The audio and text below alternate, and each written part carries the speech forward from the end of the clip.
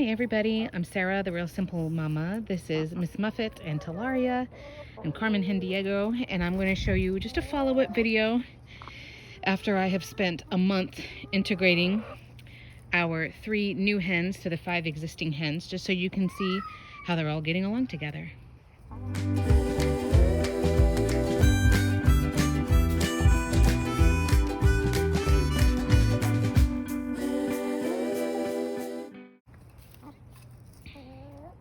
Hi girls. So they've been integrated for 2 weeks, I guess, 2.5 weeks maybe. There is still a little bit of pecking order type stuff going on. And I wanted to show you just some observations, just how everybody's doing. Interestingly enough, Lacey, who is the silver-laced Wyandotte in the middle of your shot, the black and white hen, I believe she is now alpha. I feel like the timing of me integrating the new girls along with Calypso, who's the solid black hen in the center of your shot. Let me walk over there. Watch out, girls. Calypso had always been my alpha. She's the one who's going through the bad molt, but she's getting over it now. I don't know if it's because she was in the molt or what, but in other words, the one on your left used to be first in line and now she's second in command. Calypso, the one on your left, used to be first in command and now she's second. And then Lacey, the black and white girl back there behind the hibiscus, she used to be second and now she's first. So I don't know if it's the timing of the molt. Like I said, when I happened to be adding new girls, the alpha was going through a molt. That's very interesting. And if you have thoughts or experience, let me know. Hi, Tally. Chick, chick, chick, chick.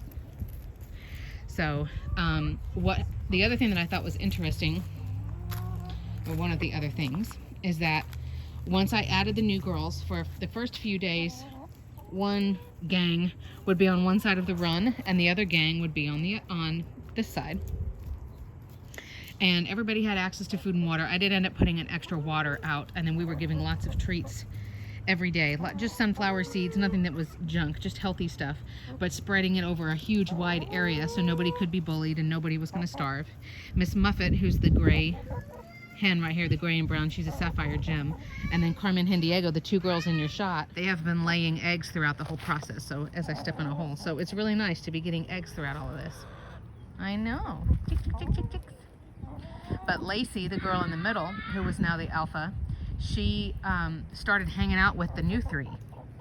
So it ended up being a gang of 4 versus a gang of 4. So one of my old girls migrated and started hanging out with the new girls. So I thought that was really interesting. I've never had that happen before. And she would peck them occasionally, but I think they accepted pretty quickly because they're in a new environment. You know, these new girls, they're the new guys. So they knew that pecking order had been established before they were here. And for better or for worse, my 2 brown Easter eggers that I already had, those girls right there, that's the grumpy old seagull. Look, that's Flopsy and Blue, and they're sisters. They are down at the bottom of the pecking order again. Miss Muffet and Carmen Hendiego, those 2 girls, have shown them that they're higher in the order. Look at this cute little lazy fat bird. So, but as you can see, there's old flock and new flock right there. This is new and new. And everybody's tolerating each other. Right when we're about ready to give them a snack or something like that, there is a little bit of pecking still, a little bit of chasing, but nobody has had any blood, any chunks of feathers ripped out. Another thing you want to watch out for, and I'm sorry, I'm going to focus on one of my chicken's butts. This is Gracie, my barred rock. And she's just a really cute, neat little chicken. But because of her molt, this is not because of bullying, but because of her molt, she's got like bare flesh, bare skin on the back of her. And you need to be careful whether it's an injury or it's pecking order or whatever. Show me your hiney, girl. You need to be careful when there is skin exposed, because it's almost kind of like the chickens start to see red and then they peck at it more. Well, then it bleeds and then that makes them peck at it more. And so it just escalates and escalates and escalates. But here's the 3 new girls hanging out right there. And I've gotten 1 or 2 eggs a day. A couple of other random things if you're interested. So the 2 on the outside lay sea green eggs or light green eggs. And I've been getting 1 or 2 of those a day. And these girls, my new girls, are only about a year old. I'll have to go and look up exactly when they were hatched. So unfortunately, we might be getting a first molt from them this year. We'll have to see. But the one in the middle, the big black hen, her name is Talaria. And she is a black French copper Moran. She has only given me 1 egg since I've had her in like a month, and she's not that old.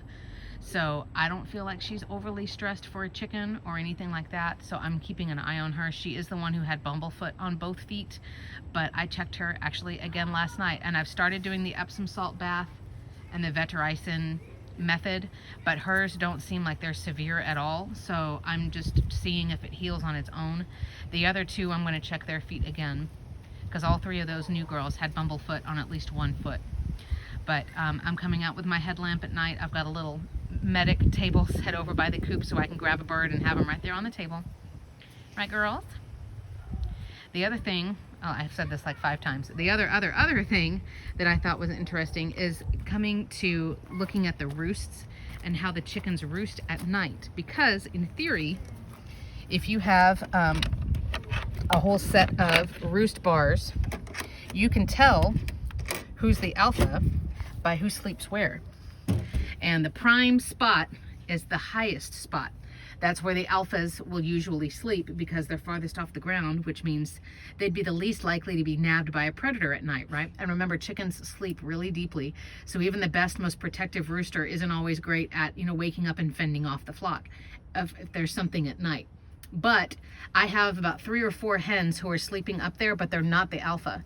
Lacey, Blue, and Flopsy of my old flock sleep up on the top bars.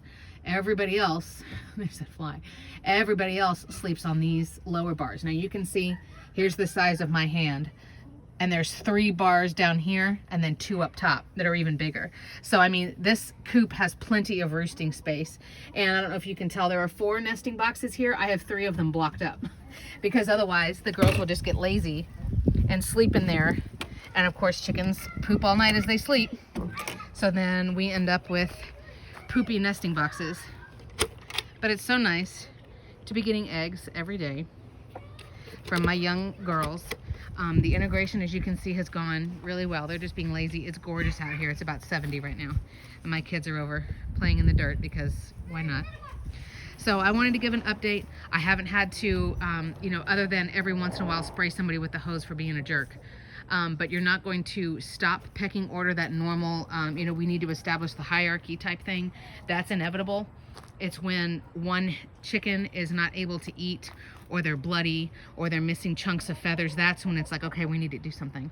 And I do have videos about quarantining a bully hen, but you do need to remember that you need to understand what is normal chicken behavior. They are going to chase after each other occasionally. They are going to peck at each other occasionally. I mean, it's the same thing as, if you had 8 children, they're all going to gripe sometimes. They're all going to get in little arguments and pick little fights. And it's going to happen whether you're around or not. Because remember, you can't be out here to monitor their behavior 24/7. They're outside animals, and you're not going to be able to fight those instincts. And I don't ever mean to hurt anybody's feelings on the channel, but you do need to know what is normal pecking order behavior. It is going to happen. It's not abuse. It's not something that needs to be beaten out of them or trained out of them. That's what they do. And now I have Calypso's after a bug. Now I have pretty much the ideal size. They believe that chickens in the wild, the perfect flock size is between like 8 and 10 and 20, between 8 and 20. And then after that, the flock would actually split, because then pecking order gets a little too ubiquitous. It gets too confusing to try to keep straight. Right, Lace? So this is my new alpha. This is Lacey. Right, Lace?